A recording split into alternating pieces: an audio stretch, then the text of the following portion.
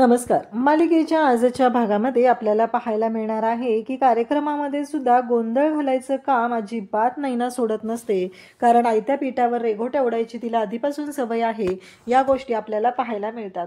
पण तिने कितीही कारस्थान केलं आणि काहीही केलं तरीही या स्पर्धेमध्ये जिंकणारी जोडी असते ती म्हणजे कला आणि सरोजची.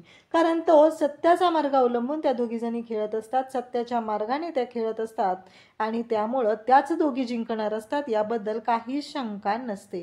परंतु नैनाने कितीही कारस्थानं केली तरीही आता कला आणि सरोज त्यांना कशा पुरून उरतायत हे मात्र आपल्याला पाहायला मिळणार आहे. त्याचबरोबर त्या दोघींची जोडी ही कशी लाखात एक असणार आहे तेही आपण पाहणार आहोत. तर काहीही झालं तरीही कला आणि त्याचबरोबर सरोज एकत्र आलेले आहेत. त्यामुळं रोहिणी आणि त्याचबरोबर नैना यांचा अंत तर होणार आहेच. तर आता हे सगळं चालू आहे, परंतु आता जेलमध्ये असलेला राहुल आहे तो सुटण्यासाठी तिथून बाहेर पडण्यासाठी प्रयत्न करत आहे आणि त्याचे प्रयत्न कसे चालू आहेत ते आपण पाहणार आहोत आणि त्याला अद्वैत कसा उधळून लावणार ते सुद्धा पाहण्यासारखं असणार आहे. त्यासाठी हा व्हिडिओ शेवटपर्यंत पहा. तर इकडे कलाला आता सरोजने साडी देत असते आणि म्हणत असते की ही आपल्या घराण्याची परंपरागत साडी आहे. माझ्या सासूबाई आणि मी आम्ही दोघीही एकसारखी साडी नेसून मंगळागौर खेळायचो. तर मला आज असं वाटतंय की आपण दोघींनी सुद्धा एकसारखी साडी नेसावी. तेव्हा कला म्हणते, पण मागच्या वेळेस तुम्ही मला ही साडी दिली नव्हती. असं जेव्हा कला बोलत असते तेव्हा मात्र इकडे कला सरोजला म्हणते की तुम्ही मागच्या वेळेस साडी दिलेली नव्हती आणि तेव्हा मात्र इकडे सरोज म्हणत असते की त्यावेळेस मी तुला सून मानलेलं नव्हतं म्हणून तुला ती साडी दिलेली नव्हती असं सरोजने सांगितलेलं असतं. आणि तेव्हा मात्र आत्ता मग सरोजला कला विचारते, म्हणजे तुम्ही आत्ता माझा सून म्हणून स्वीकार केलेला आहे?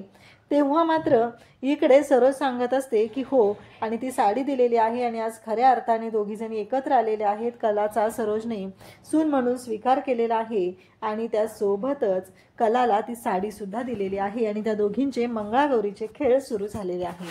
तर आजच्या भागाच्या रिव्ह्यूला आपण सुरुवात करूया. नक्की काय होणार आहे, गोष्टी कशा पद्धतीने घडणार आहेत ते आपण पाहणार आहोत. तर इकडे कला सरोज सगळेजण तिथं असतात आणि मग आदेशजी आता पुढच्या कार्यक्रमाच्या ज्या सूचना आहेत त्या देत असतात. ते सांगत असतात की नक्की काय झालेलं आहे आणि त्यासोबतच मग आदेशजी इथे सांगत असतात नक्की काय झालेलं आहे, गोष्टी कशा पद्धतीने घडत आहेत या सगळ्या सूचना आदेशजी सांगत असतात. आणि त्याचबरोबर आता इथे सांगितलं जातं की महाराष्ट्रभर खेळ गौराईचा ही स्पर्धा चालू होती. अगदी कोल्हापूर, पुणे या वेगवेगळ्या ठिकाणी ही स्पर्धा चालू झालेली होती आणि तिथून सगळ्या आपल्या भगिनी इथं आलेल्या आहेत आणि मग लाटा बैलाट्या हा खेळ सुरू झालेला असतो. सगळेजण पाहत असतात, वेगवेगळ्या पद्धतीने खेळ होत असतात आणि त्यासोबतच इकडे या सगळ्या गोष्टी पाहायला मिळत असतात. त्याचबरोबर इकडे पाहायला मिळतं ते म्हणजे की सगळेजण पाहत आहेत अगदी आनंदाने हा इथे खेळ मनोरंजनाचा जो चालू झालेला आहे तो सुरू झालेला असतो. आणि त्याचबरोबर इकडे मात्र आपल्याला पाहायला मिळतं ते म्हणजे बाकीचे फुगडी, त्याचबरोबर सूप नाचवणं या सगळ्या गोष्टी तिथे सुरू झालेल्या असतात. आणि मग हे सगळं जेव्हा घडत असतं तेव्हा मात्र सगळेजण आनंदाने तिथे पाहत असतात आणि या सगळ्या गोष्टी जेव्हा घडत आहेत तेव्हा आता हा खेळ जो सुरू झालेला असतो त्याचबरोबर फुगडी असते, त्याचबरोबर आगोट्या पागोट्या असे वेगवेगळे खेळ जे महाराष्ट्रभर खेळले गेलेले होते ते सगळे खेळ आता इथे सुरू झालेले असतात आणि सगळेजण पाहत असतात. त्यासोबतच इकडे पाहायला मिळतं की सरोज सुद्धा खूप आनंदात हे सगळं तिथं एन्जॉय करत असते. सरोजला सुद्धा खूप छान वाटत असतं. फायनली हा जो खेळ आहे तो सुरू झालेला असतो. त्यानंतर आता खऱ्या अर्थाने जो खेळ सुरू होणार असतो तो पुढचा, म्हणजे नक्की काय होणार आहे, कशा पद्धतीने गोष्टी होणार आहेत ते पुढे होणार असतं. कारण आता पुढचा जो खेळ असतो त्यानुसार ते सांगितलं जात असतं. मग सरोज आणि कला या दोघींना एक प्रश्न विचारला जातो. आदेशजी म्हणतात की कला आणि सरोज तुमच्या जोडीला मला एक प्रश्न विचारायचा आहे. तेव्हा सरोज आणि कला या दोघींना विचारलं जातं तुमच्या दोघींचा जर रोल एक्सचेंज झाला तर? तेव्हा कला जे उत्तर देते खरंच पाहण्यासारखं असतं. त्यानंतर पुढचा खेळ असतो तो म्हणजे गोफ विणायचा. गोप कसा विणला जातो, गोप विणणं म्हणजे काय असतं, या सगळ्या गोष्टी तिथं सांगितल्या जात असतात. आणि त्याचबरोबर आपल्या प्रत्येकाच्या संसारामध्ये जी नाती असतात ती नाती एकमेकांबरोबर आपण सांभाळून घेत ती नाती एकमेकांमध्ये गुंफली जातात. आणि तो खेळ म्हणजेच गोप विणणं. आणि तो खेळ तिथे सुरू झालेला असतो. खूप सुंदर पद्धतीने तो गोप विणला जात असतो. खूप सुंदर पद्धतीने या सगळ्या गोष्टी तिथं घडत असतात. आणि खूप छान असं हे सगळं चालू झालेलं असतं. त्याचबरोबर इकडे पाहायला मिळतं खऱ्या अर्थाने हा खेळ सुरू झालेला असतो. आणि कला आणि सरोजला जो प्रश्न विचारलेला असतो त्या प्रश्नाचं उत्तर आता कला देणार असते. कलाला जेव्हा विचारलं जातं की नक्की काय होईल, तेव्हा कला म्हणते की जर तो रोल एक्सचेंज व्हायचा असेल ना तर तो आजच झाला पाहिजे. तेव्हा मात्र आदेशजी म्हणतात आजच का? तेव्हा कला सांगू लागते की कसं माहितीये का, मंगळागौरीचे खेळ सरोज मॅम आणि माई ह्या दोघी खूप छान पद्धतीने खेळायच्या. आणि मग आजच्या दिवसासारखा दुसरा दिवस असूच शकत नाहीये हे करण्यासाठी, कारण त्या दोघींनी एवढ्या आनंदाने एवढ्या उत्साहाने हे सगळं केलेलं होतं. आणि त्यांच्या बरोबरीने जर मला हा खेळ खेळण्याची संधी मिळाली आणि मी त्यांच्या बरोबरीने ते खेळू शकले तर खूप छान होईल असं कला बोलते. तेव्हा सरोजला सुद्धा खूप छान वाटतं. सरोज सुद्धा म्हणते की हो, कारण मी कला होऊ शकत नाहीये. कला एकतर कशी आहे, कला वेंधळी आहे आणि त्याचबरोबर कलामध्ये काही गुण आहेत. तिच्यामध्ये असलेली कला आहे ना ती दुसरं कोणीच करू शकत नाहीये. कारण तिनं वेंधळी जरी असली तरी तिच्या अंगामध्ये जे कलागुण आहेत ना ते पाहण्यासारखे आहेत. ते दुसरे कोणामध्ये कधीच येऊ शकत नाही, ते माझ्यामध्ये कधीच येऊ शकत नाहीये असं सरोज स्वतः सांगत असते. आणि तेव्हा मात्र आदेशजी टाळ्या वाजवतात. कलाने आणि सरोजने दिलेलं उत्तर म्हणजे ही सासू सुनांची जी जोडी आहे एकमेकांसाठी कशी पूरक आहे, कशी परफेक्ट आहे, हे आदेशजी सगळ्यांना तिथे सांगत असतात. त्याचबरोबर इकडे पाहायला मिळतं की आता पुढचा खेळ असतो तो म्हणजे जो रुकवत आहे. रुकवत प्रत्येकाच्या आयुष्यात किती महत्त्वाचा असतो, म्हणजे आपल्या जो सगळ्यांच्या आयुष्यामध्ये रुकवताशिवाय जे लग्न आहे, रुकवत असला पाहिजे, त्याच्याशिवाय संसार सुरू होत नाही, या सगळ्या गोष्टी ते बोलल्या जात असतात. आदेशजी हे सगळं सांगत असतात. आणि आता आपापल्या टीमने रुकवत बनवायचा आहे आणि तो कशा पद्धतीने बनवायचा हे पुढे सांगितलं जातं. इकडे जेलमध्ये राहुल बसलेला असतो. त्याला खूप मच्छर चावत असतात, त्याला त्रास होत असतो. त्याला असं वाटत असतं की हे सगळं काय होऊन बसलंय, मी कधी बाहेर पडणार आहे इथून. आणि म्हणतो काहीतरी नाटक केलं पाहिजे म्हणून खोकला येण्याचं नाटक करतो. तेव्हा इन्स्पेक्टर तिथे येतात आणि म्हणतात काय झालं त्याला बघा, असं हवालदाराला सांगतात. आणि हवालदाराला सांगतात पाणी द्या त्याला. आता मग राहुलला पाणी द्यायला हवालदार तिथे जातो. म्हणजे हा सगळा राहुलचा डाव असतो, कारण त्याला हे सगळं मुद्दाम करायचं आहे. त्याला त्रास वगैरे काही होत नाहीये, पण ही सगळी त्याची नाटकं चाललेली असतात. आणि मग पाणी द्यायला गेल्यानंतर तिथे हवालदाराला तो म्हणत असतो की नाही मला एक गोष्ट विचारायची, असं त्याचं बोलणं चाललेलं असतं. आणि तो म्हणतो की मला मोबाईल द्या, मला फोन करायचा आहे. हे सगळं नाटक असतं. आणि हवालदार पण पैशासाठी लालची असतो आणि तो लगेचच त्या राहुलला मोबाईल देतो आणि म्हणतो की हा घ्या, पण लवकर उरका, कारण कोणी पाहिलं ना तर खूप मोठा प्रॉब्लेम होईल असं त्याने सांगितलेलं असतं. तेव्हा मात्र आता तो मोबाईल त्या राहुलकडे आलेला असतो. राहुल तो मोबाईल घेतो आणि त्याचबरोबर त्या वकिलाला फोन करतो, कारण गौरव वगैरे कोणीच राहुलला सोडवायला येत नाहीये. राहुलच्या मात्र शिट्ट्या वाजत चाललेल्या असतात. राहुलला असं वाटत असतं की तो यातून बाहेर पडणार आहे, या सगळ्यातून तो सुटू शकतो. पण राहुल मात्र या सगळ्यातून सुटू शकत नाही, ही गोष्ट त्याच्या लक्षात आलेली असते. आणि तो वकिलांना फोन करतो. वकिलांना फोन केल्यानंतर वकील त्याला सांगू लागतात की हे बघा, तुमच्या बेलचं सगळं डॉक्युमेंटेशन झालेलं आहे, उद्या सकाळी तुम्हाला बेल मिळेल असं सांगितल्याबरोबर इकडे मात्र आता राहुल तो फोन देतो आणि त्यांना सांगू लागतो की तुमचं काम होईल, तुम्हाला तुमचा मोबदला उद्या मिळेल असं राहुलने सांगितलं असतं. आता रुकवत, संसारासाठी जो रुकवत महत्त्वाचा असतो तो रुकवत बनवायचा आहे. आणि सगळ्यात सुरेख रुकवत कोण बनवेल त्याला बक्षीस दिलं जाणार आहे, हे सगळं बोललं जात असतं. आणि तेव्हा मात्र आता सगळ्या जोड्या ह्या रुकवत बनवण्यासाठी सज्ज झालेल्या असतात आणि आपापल्या पद्धतीने काम सुरू केलेलं असतं. कला, अद्वैत, सरोज हे सगळेजण खुश झालेले असतात. आता रुकवत बनवणं वगैरे ह्या गोष्टी कलासाठी तर खूप सोप्या असतात. कलासाठी त्यात काहीच अवघड नसतं. कला खूप छान पद्धतीने रुकवत बनवू शकते हे माहिती असतं. आता नैनाच्या मात्र शिट्ट्या वाजणार असतात. नैनाला काहीच बनवता येत नसतं आणि कला मात्र खूप हुशारीने हे सगळं काम करणार असते. आणि हे सगळं घडू शकत असतं ते म्हणजे कलाकडून, कारण कला स्वतःच कलागुण संपन्न आहे. कलाकडे ते गुण आहेत आणि कला खूप छान पद्धतीने काम करू शकते. इकडे सोहम, त्याचबरोबर अनामिका, काजल आणि रजनी यांची टीम असते. त्याचबरोबर आबा आणि त्याचबरोबर श्रीकांत हे दोघंही आपल्या पद्धतीने मदत करत असतात. त्याचबरोबर अद्वैत कलाकडे पाहत असतो आणि सरोजसुद्धा. आणि त्याचबरोबर आता आणखी एक महत्त्वाचा मुद्दा सांगितलेला असतो, हा रुखवत बनवत असताना फक्त बनवत बसायचं नाही आहे, तर त्यासोबतच त्याच्याबरोबर गाणंसुद्धा गुणगुणायचं आहे. आणि गाणं गुणगुणलं तर तुम्हाला त्याचे एक्स्ट्रा पॉईंट मिळणार आहेत असं सांगितलं जात असतं. इकडे आता सोहम तसाच असतो, तेव्हा अनामिका त्याच्याकडे पाहत असते. तेव्हा त्याला रजनी म्हणते, अरे सोहम काहीतरी कर ना तू. सोहम मात्र तसाच असतो. सोहमला कळतच नसतं की काय केलं पाहिजे. तेव्हा तो म्हणतो की मी काय करू, मला कळत नाहीये, मला सांगाल का तुम्ही, असं तो बोलतो. तेव्हा मात्र अनामिकाला राग येतो. अनामिका म्हणते, आता ते पण आम्ही सांगायचंय का, तुला कळत नाहीये का स्वतःला काय करायचंय ते. आता इकडे काजल म्हणते, ते रंगवायला घे, असं काजल शांतपणे त्याला सांगते. आणि तो म्हणतो चालेल. आता अनामिका लगेच बोलून जाते, आता जमेल तुला, आता कर, असं अनामिका बोलून जाते. म्हणजे अनामिकाचं जे वागणं असतं ते चुकीचं असतं. तिला जराही लाज वाटत नसते की आपण काय वागतोय, कसं बोलतोय, काय करतोय, या कोणत्याच गोष्टीचं भान मात्र तिला नसतं. इकडे रोहिणी आणि नैना यांची मात्र वाट लागत असते. नैनाला ती म्हणत असते की ते मनी ववायला घे. नैना म्हणते, मला नाही जमत, ते तुम्ही करा. तेव्हा इकडे रोहिणी म्हणते, काय जमतं ग तुला, तुला तर काहीच जमत नाहीये, तू कुठल्याच गोष्टी करू शकत नाहीये, हे मला मात्र चांगलंच माहिती आहे.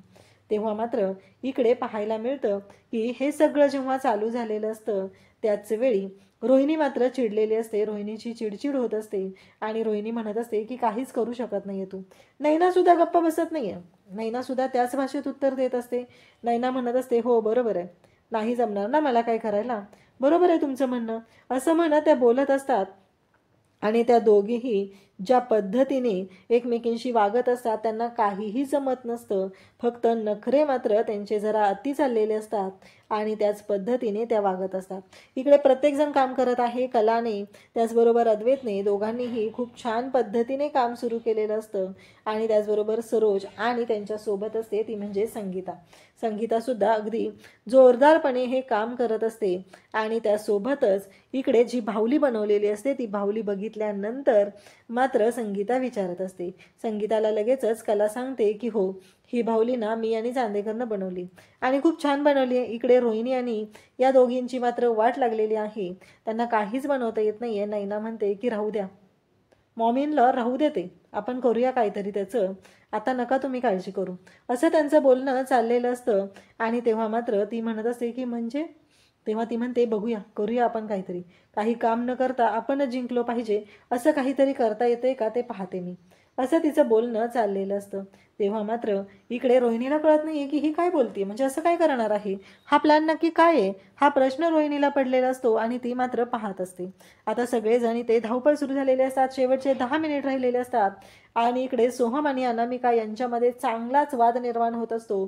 रजनी त्यांना सांभाळून घेण्याचा प्रयत्न करत असते, परंतु इकडे रजनी सोहमला सुद्धा समजून सांगत असते की सोहम हे बघ, काही झालं तरीही हे काम तुला व्यवस्थितच करायचं आहे, असं रजनी आवर्जून त्याला सांगत असते. त्याचबरोबर अनामिका म्हणत असते की आपण सांगितल्यावर नाही जमणार, ज्या व्यक्तीने बरोबर सांगितलं ना की लगेच जमणार आहे त्याला, आपण सांगून काहीच उपयोग होणार नाहीये, असं रजनीचं म्हणणं असतं. आणि त्या अनामिकाचं म्हणणं असतं. रजनी म्हणत असते की आता या गोष्टीवरून या दोघांमध्ये वाद व्हायला नको आहेत असं रजनीला वाटत असतं. त्याचबरोबर इकडे बाहुली बघून आता कला सरोज सगळेच खुश झालेले असतात आणि अद्वैत आणि कलाचं कौतुक केलं जात असतं. संगीताला सुद्धा आनंद झालेला असतो. खूप छान पद्धतीने काम सुरू झालेलं असतं.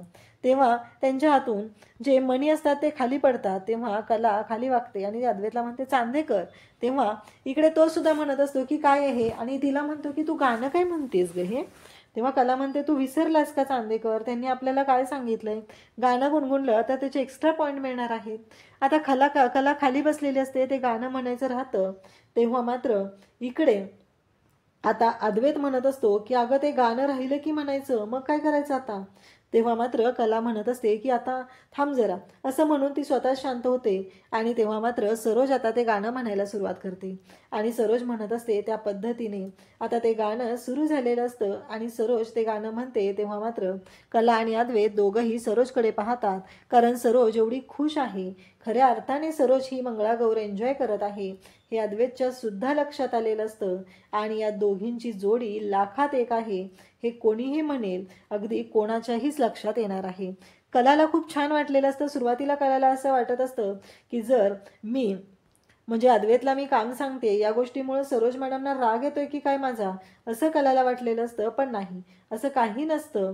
खरं तर अद्वैतला काम सांगितलंय या कोणत्याच गोष्टीचा राग मात्र आलेला नसतो. परंतु इकडे गोष्टी मात्र वेगळ्या पद्धतीने घडत असतात आणि कला मात्र विचार करत असते. कला म्हणत असते की सरोज मॅडममध्ये खरंच खूप बदल झालेला आहे, हे कलाच्याही लक्षात आलेलं असतं.